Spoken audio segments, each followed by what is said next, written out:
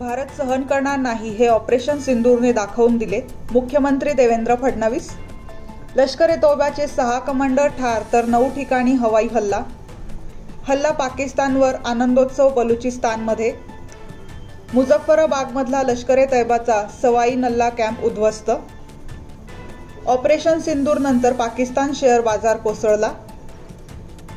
Operation सिंदूर नंतर श्रेयवादाची लढाई, पण शरद पवारांचा थेट मोदींना फोन.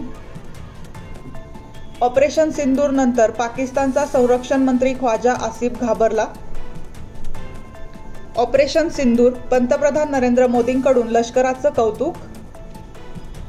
भारताला दहशतवाद्यांविरोधात कारवाईचा अधिकार, अमेरिकेची पाकिस्तानला थेट चेतावणी.